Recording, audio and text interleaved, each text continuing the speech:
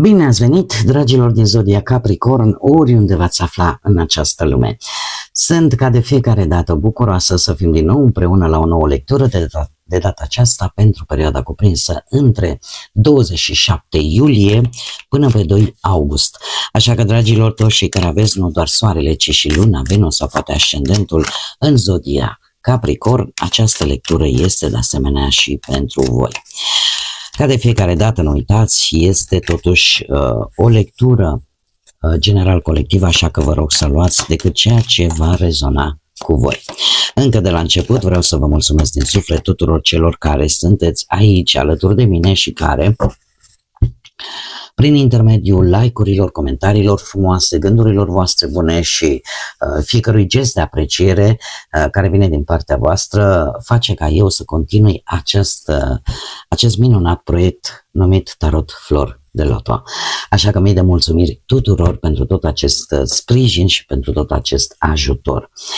Iar dacă sunteți aici pentru prima dată, vă urez bun venit, iar dacă la finalul lecturii simțiți că ați rezonat sau pur și simplu v-a plăcut, nu ezitați, dragilor, să vă abonați. Este gratuit și în felul acesta nu veți pierde niciuna dintre lecturile mele.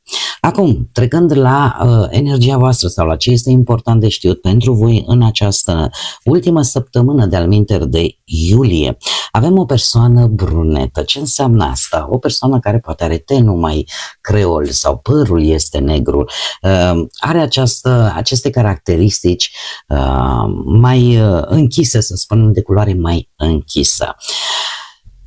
Nu vine întâmplător acest personaj, pentru că aici avem o scrisoare. Să știți că este o energie pe care am mai întâlnit-o la una dintre zodii. Nu știu dacă cumva nu la Scorpion, cred. Nu vreau să mă înșel. A trebuit să fac, am avut un set de lecturi destul de amplu, dar să știți că este o energie foarte neutră, care va depinde în mare parte de voi. De ce?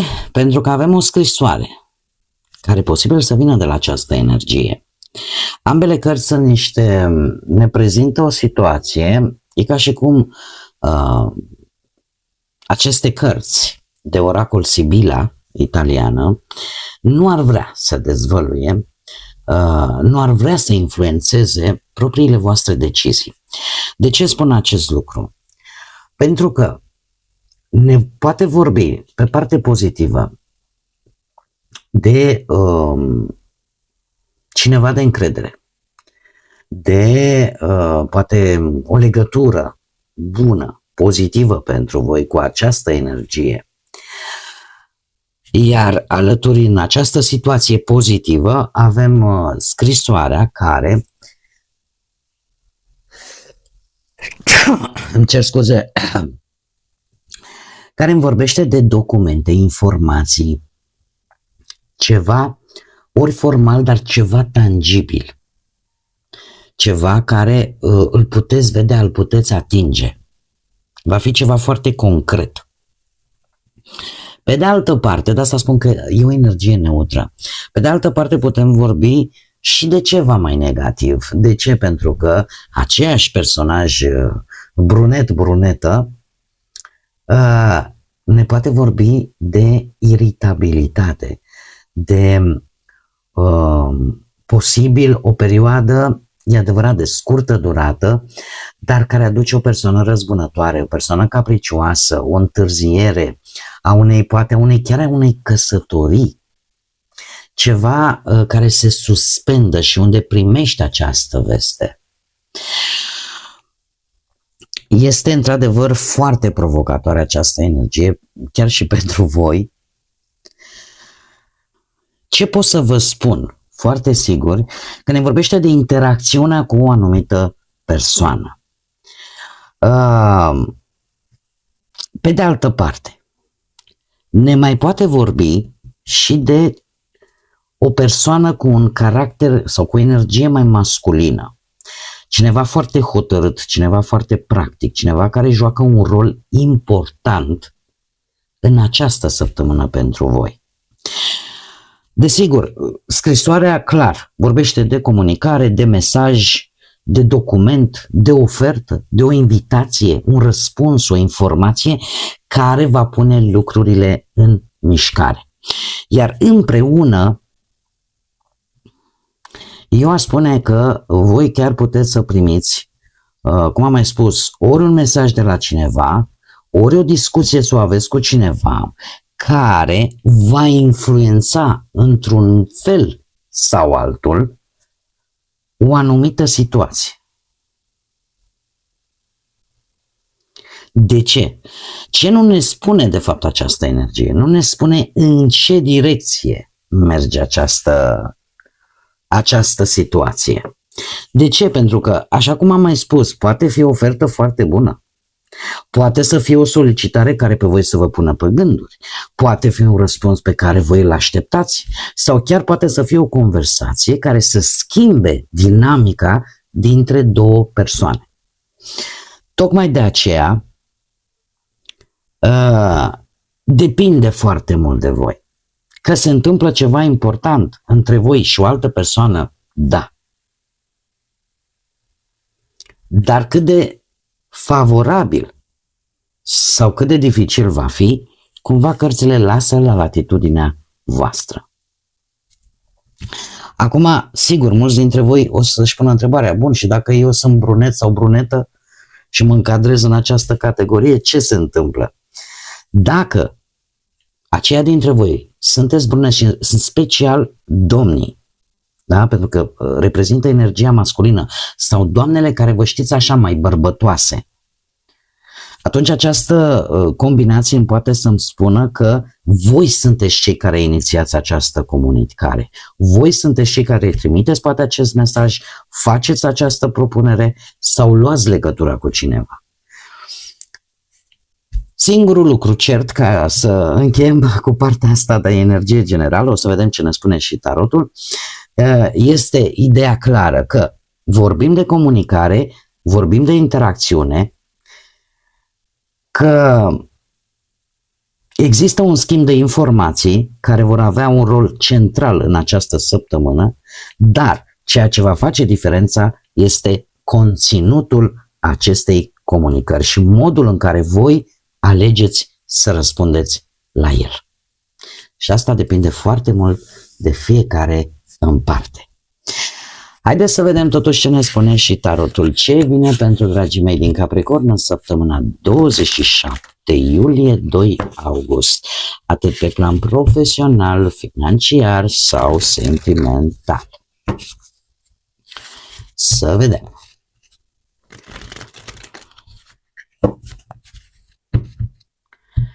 Bun.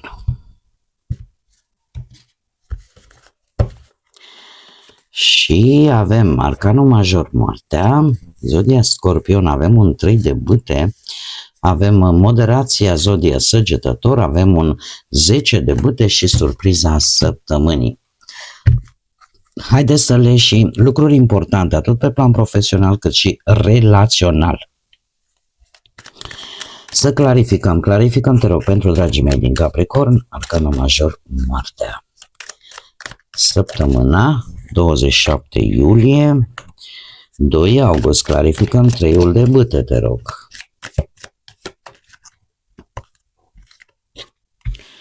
Clarificăm moderația.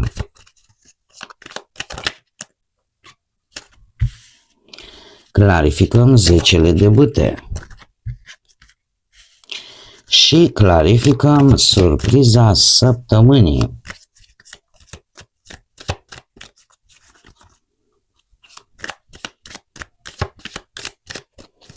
Clarificăm surpriza săptămânii, te rog.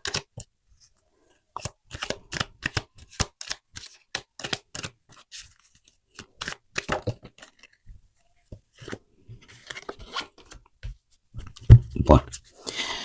Dragii mei, pe partea profesională avem într-adevăr o transformare importantísimă. De ce? Pentru că avem un 9 de cupe, avem un 3 de cupe și de aici cumva provine acest arcan major atât de transformator. știu dacă zodia Scorpion rezonează cu voi, poate pe ascendent sau poate, nu știu, în altă conjunctură, nu e obligatoriu, dar eu îmi fac datoria să vă spun. Ce ne spune de fapt? Ne vorbește foarte mult de încheierea poate unui capitol din punct de vedere profesional, prin, nu știu, plecarea dintr-un loc de muncă, închiderea unui proiect, terminarea unui contract de muncă.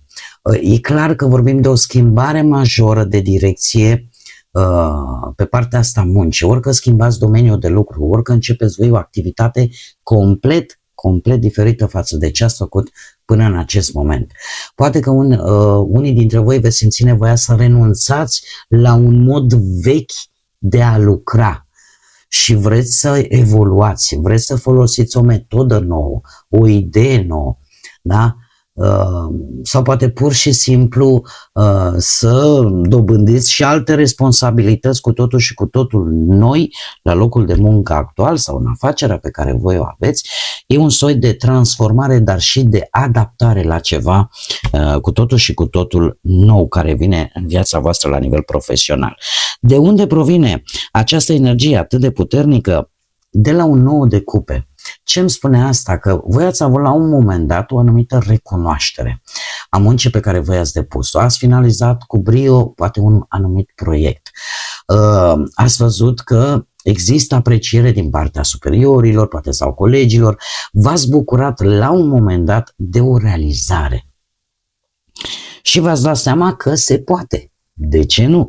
Și atunci avem acest 3 de cupe care îmi vorbește de fapt de rezultatul acestei aprecieri. Ceva ce ți-a dat un motiv în plus să fii mai deschis către colaborări noi, către munca în echipă, către ideea asta de a finaliza ceva început cu succes, da? Cumva a motivat foarte mult ceea ce s-a întâmplat cu acest 9 de cupe, v-a motivat și mai mult și s-a făcut acest pas important. Pe de altă parte, ce aș mai concluziona eu așa la modul general, e posibil ca voi să încheiați o etapă profesională tocmai pentru că v-ați atins scopul. Da? Nu este o transformare provocată de un eșec, ci este o transformare provocată de un ciclu care pur și simplu și-a împlinit menirea. De ce? Pentru că arcanul major, moartea, provine din 2 cărți pozitive. Da? Și asta schimbă foarte mult energia. Da? Pentru că nu spunem se termină ceva pentru că nu mergea, ci pur și simplu se termină ceva pentru că este momentul, este timpul ca voi să treceți la următorul nivel. Mergem mai departe pe partea asta a banilor. Avem un 3 de bâte provenit de la un 6 de cupe. Dragilor, se pare că cu ceva timp în urmă posibil să fie avut niște câștiguri sau cel puțin un sprijin financiar în trecutul vostru. Că a fost pe vreo investiție, că a fost o decizie financiară mai bună pe care voi ați făcut-o sau pur și simplu voi v-ați dat seama că nu trebuie să repetați niște greșeli financiare din trecutul vostru îndepărtat și lucrul ăsta vă duce implicit la acest 3 de bâte. E un 3 de bâte care vorbește de ceva ce este deja aflat în desfășurare, o idee, un proiect. Este vorba de, mai mult aș vorbi de extindere a ceva care să vă aducă o anumită intrare de bănuți suplimentară. Că e vorba de o colaborare. Aici e o gândire foarte analitică ca voi să obțineți un profit un pic mai mare, cel puțin pe termen mediu. Pe de altă parte, aș spune că putem vorbi cu 6 de cupe dacă nu vorbim de experiență pe care voi ați acumulat-o în cum să vă drămuiți bănuții, putem vorbi de o persoană cunoscută din trecut sau de reluarea unei situații mai vechi. Ceea ce mă duce cu gândul la ideea că pe plan financiar voi puteți beneficia de ceva început cu mult timp în urmă. Adică e ca și cum un efort mai vechi, o colaborare mai veche sau o relație deja existentă, în acest moment vouă vă deschide noi oportunități. Și șasele ăsta de cupe, să știți că aparent el nu, zici că nu e important, dar este foarte important. De ce? Pentru că nu ne vorbește neapărat doar de nostalgia, vai, dar ce bine o duceam eu acum 100 de ani. În plan financiar, ea poate să aducă reluarea unei colaborări care pe voi să vă ajute din punctul ăsta de vedere financiar. Da? Că e un fost client, că e un fost angajator, că e un proiect abandonat care revine în atenția ta, da? Sau chiar sprijinul unei persoane pe care voi o cunoașteți deja. Iar toate acestea conduc la treiul de bâte. Da? Adică voi începeți să priviți către viitor dintr-o poziție mult mai stabilă.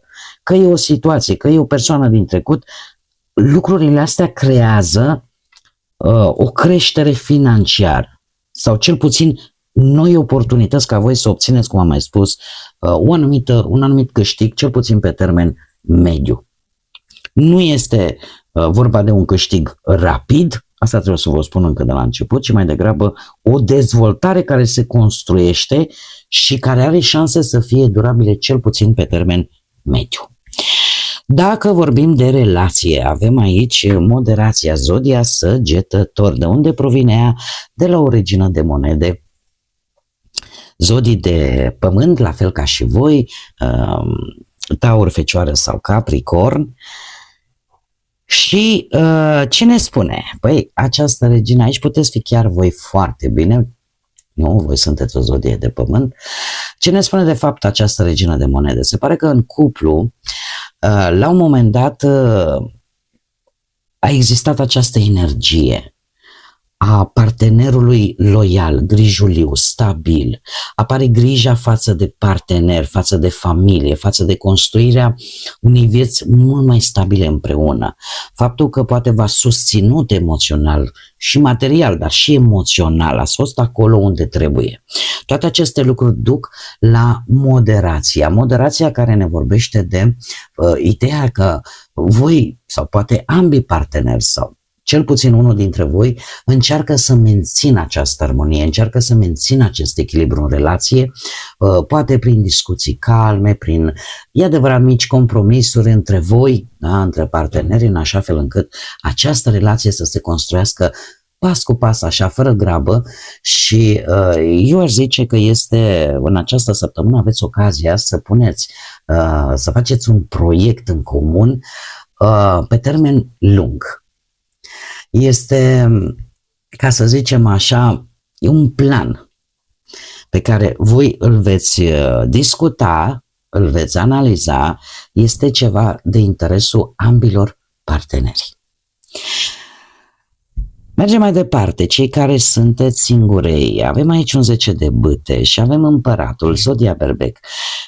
Ceva vă va îngreuna pe voi un pic în această săptămână. Veți intra așa într-o perioadă în care cred că veți fi un pic mai mult atenți la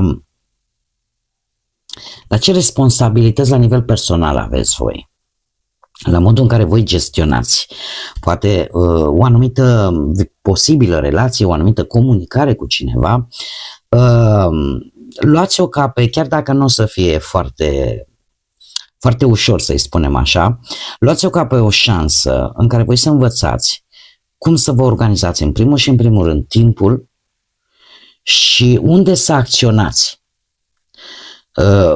Să vă canalizați, domne, unde mă implic de fapt într-o posibilă relație, de unde vine toată această greutate, să-i spunem așa, e provocată de împăratul. Acum poate să fie o energie la propriu, o persoană care poate sau nu să aibă legătură cu zodia Berbec, ce pot să vă spun că este cineva care are ori o gândire, să zicem, mai matură, ori este cineva trecut ușor de prima tinerețe. În această situație, dragilor, această combinație între împăratul și acest 10 și faptul că de aici pleacă acest 10 de bâte, aș spune că e vorba de o greutate emoțională mai mult și de destul de multă responsabilitate, cum v-am spus. Dar asta nu înseamnă neapărat că lipsesc șansele în dragoste, nu? De ce? Pentru că cei singuri, voi aveți un bagaj destul de greu.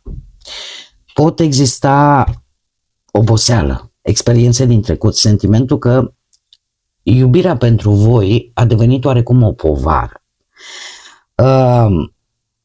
Care este rădăcina acestei energii? Este chiar împăratul. Se pare că ori a existat o perioadă înainte în care în dorința voastră de a avea un anumit control, de a avea o anumită siguranță, poate ați acceptat prea multe. Pe de altă parte, poate din prea multă rațiune, din prea multă responsabilitate, v-ați cam îngreunat singuri viața, să spunem așa. Ați avut tendința asta să abordați viața sentimentală prea mult decât pe partea asta a logicii, a raționalului, fără să permiteți poate și emoțiilor, sentimentelor să-și facă simțită prezența. Poate să fie și această nuanță. Așa cum am mai spus, împăratul poate reprezenta și o persoană destul de matură, destul de puternică sau o persoană foarte autoritară. Iar în acest caz, 10 de bâte ar putea sugera că voi purtați încă responsabilitățile unei relații din trecut. E o povară aici care vă leagă de o persoană care a avut o anumită importanță și poate chiar mai are și în ziua de astăzi. Da?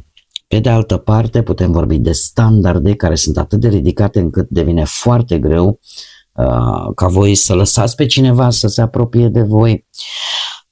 Ca să și concluzionez pe această temă, spune că combinația asta e ca un semn de întrebare pe care ați putea să vi-l puneți fiecare dintre voi. Dacă nu cumva duceți prea multe poveri singuri sau dacă nu cumva încercați să controlați poate prea mult ceea ce ar trebui să în mod normal să curgă firesc. Pentru că 10 de bâte nu spune doar că iubirea nu poate apărea, ci spune că înainte de un nou început este nevoie să lăsați un pic jos o parte din toate greutățile pe care le purtați. Chiar dacă mulți dintre voi e posibil să fiți persoane foarte puternice, foarte responsabile, dar care câteodată uită că nu trebuie să ducă totul singură. Cum de asemenea acest împărat, putem vorbi de o persoană foarte autoritară, o persoană care nu a acceptat foarte multe din trecutul vostru, iar ce a rămas în urma relației cu aceste persoane, vreți să le duceți singuri în spate. Puteți să alegeți să nu mai faceți, sau cel puțin nu totul, și să vă deschideți.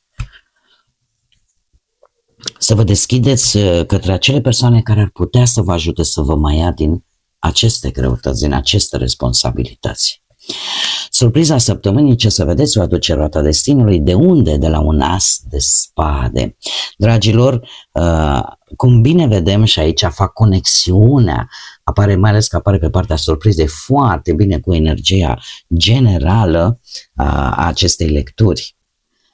Acum, dragilor, roata destinului este surpriza. Și la propriu și la figurat. De ce? Pentru că ea vorbește despre o schimbare de direcție, un moment de cotitură, o oportunitate sau o șansă care apare pur și simplu neașteptat sau pur și simplu apare o sincronizare favorabilă pentru voi. De ce? Pentru că vine de la acest as de spade, care e declanșatorul. El aduce claritate, el aduce adevăr, că e sub forma unei decizii, că e sub forma unui răspuns, o comunicare sau o idee care schimbă absolut tot. Combinația asta îmi vorbește totuși de un aspect important, pentru că această schimbare nu apare din senin, ea este pusă totuși în mișcare de un moment de claritate sau de o informație care schimbă total toată perspectiva. Se poate aplica pe orice domeniu al vieții. Ideea care este asul de spade este o energie foarte curată, nu este o emoție, nu este intuiție, este un lucru concret. Deci o decizie, o discuție importantă, un document, un răspuns, un adevăr care nu mai poate fi ignorat, duce la la roata destinului care pune totul în mișcare, da? Așa că surpriza săptămânii vine printr-o clarificare, o decizie care schimbă cursul evenimentelor și, desigur, poate un singur moment de luciditate vă poate deschide, dragilor, o etapă complet nouă pentru voi. Haideți să vedem și care este mesajul șoaptelor oceanului, așa se numește acest oracol pentru voi, dragilor din Capricorn. Ia să vedem ce avem aici. Avem numărul 4610 sau 46, care poate să rezoneze cu voi, care te îndeamnă să-ți înfrunți temerile, să-ți înfrunți fricile. Haideți să vedem mai exact așa cam ce vrea să ne spună în mare acest mesaj. Spune: caută acele modalități prin care să-ți întărești legătura cu Universul și cu cei din jur. Rămâi liniștit, împăcat, având încredere în cine ești cu adevărat. Cam care ar fi mesaj așa pentru toată lumea, da? Este de fapt o invitație la încredere. La încredere în voi. Pentru că de multe ori teama, frica are tendința să ne facă să amânăm, să ne îndoim sau să vedem decât blocajele, da? Cartea în sine spune că antidotul, de fapt, nu este lupta cu teama, ci reconectarea cu propria ta esență. Ce înseamnă asta? Acest mesaj cumva îți transmite ideea asta că de a nu încerca să duci totul singur, să te conectezi, poate însemna să te conectezi la credință, la spiritualitate, la intuiție, dar și la apropierea de oamenii care chiar îți oferă sprijin, care chiar îți oferă echilibru. Iar ideea asta de a îți păstra calmul, de a-ți păstra pacea, liniștea, e esența mesajului. De ce? Pentru că în momentul în care știi cine ești și ce valorezi, cumva teama începe să-și piardă din putere. Așa că nu reacționați impulsiv, nu luați decizii bazate pe nesiguranță, ci pe încrederea din voi. Da? Nu lăsați aceste temeri să vă conducă alegerile, încercați să rămâneți fidel proprii voastre esențe și, desigur, păstrați-vă calmul. Și calmul, încrederea în voi, mai ales atunci când trebuie să acționați sau trebuie să luați decizii importante, pentru că toate aceste lucruri, dacă le faceți din ideea asta de a fi autentici, și cei care poate mi-ați ascultat lecturile generale pentru august, o să vedeți că insist foarte mult și e o energie foarte puternică în luna lui august. Cei care nu ați ascultat, vă invit chiar să o faceți, o găsiți pe canalul meu, așa că doar acționând din autenticitatea voastră veți găsi direcția potrivită. Da, pentru că această energie nu vă vorbește, dom'le, trebuie să eviți provocările, ci mai degrabă trebuie să aveți curajul să le înfruntați, dar fără să vă pierdeți pe voi în acest proces. Bun, dragii mei, cam aceasta a fost lectura pentru voi. Eu mă bucur că v-am avut alături și până data viitoare când ne vom reîntâlni la o nouă lectură, nu uitați, suflete frumoase, desigur, să gândiți înalt, să zburați înalt și lăsați ca pacea, credința, iubirea și lumina să vă însoțească la fiecare pas.